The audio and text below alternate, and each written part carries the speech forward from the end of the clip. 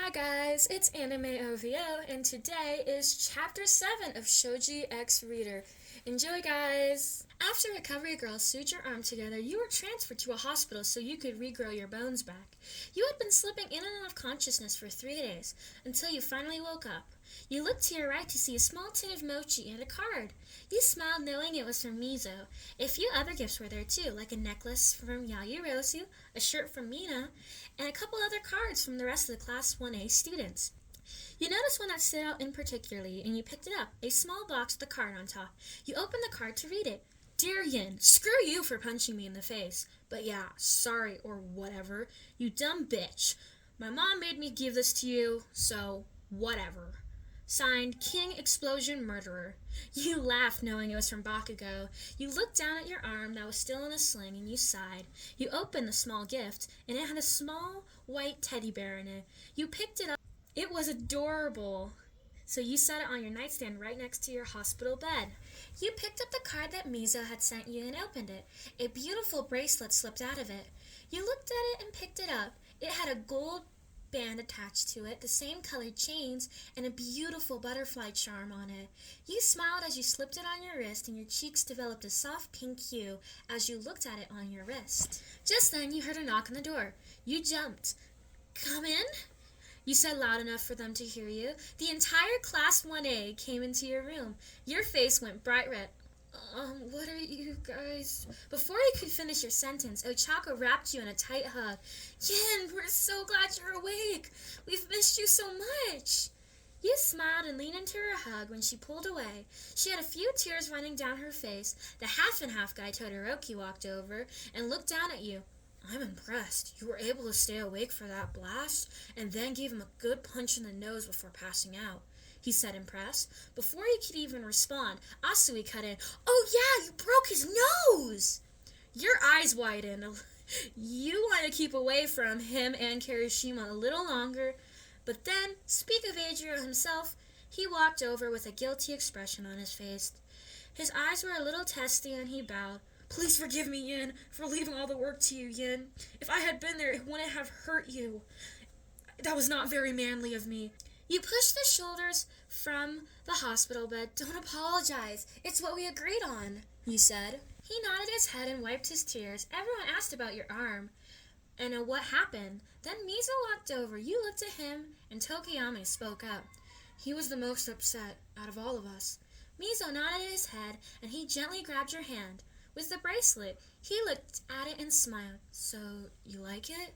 You nodded your head and smiled through a few tears. Did he really care that much? Maybe you did have a crush on him. He pulled you into a gentle hug, causing his entire face to go pink, which made your face go pink as well.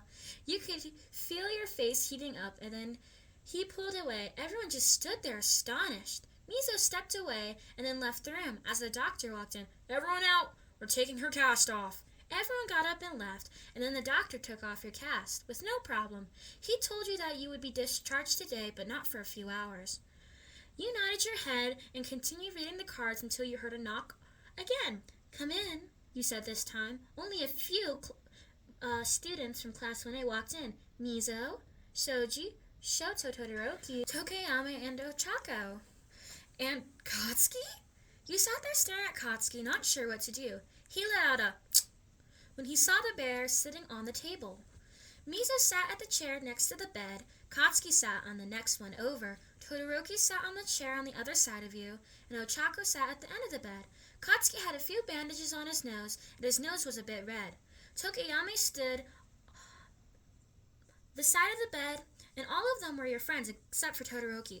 Hey, Todoroki, why are you here? You asked. He gave a reasonable answer to your question. I wanted to compliment you on your fighting style. It was very effective. Also, please call me Shoto. You nodded your head and you talked about random things or homework. Then there was a knock on the door. Ochako got up to answer it. Oh, hello, Deku. Before the green-haired boy could say anything, Katsuki stood up and left, making sure to hit Izuku on the way out. Oh, hello, Hiraka, he said awkwardly. Yin's here, right? Ochako nodded her head and let him in. He was holding a box and a card. You waved to him with your good arm. He waved back and sat where Katsuki had been sitting. After his gift on the table, you all continued talking until one by one they left. First was Tokiyami, then Todoroki, then Izuku, then Ochako, until it was just you and Mizo. He moved to the edge of the bed where Ochako was sitting. You were incredibly tired and you could barely keep your eyes open. Shoji pulled out a book and read it to you quietly. You slowly drifted off into a light sleep. Mizo's point of view. After a while, people had started leaving, and Yin and I soon were the only ones left with her.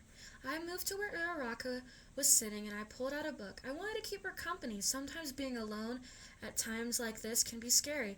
I wouldn't really know, though. After about 10 minutes or so, just being me and her, I heard soft snores coming from her. I look over and find that she had fallen asleep.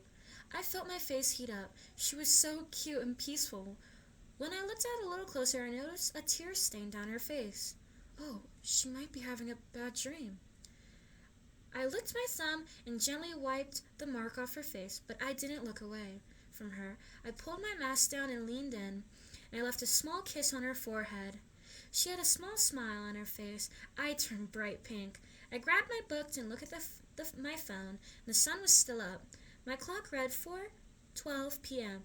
That means Yin will be discharged in about an hour. I sat in my chair next to her and read my book until then.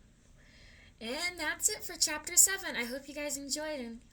Misa's just being such a little peach.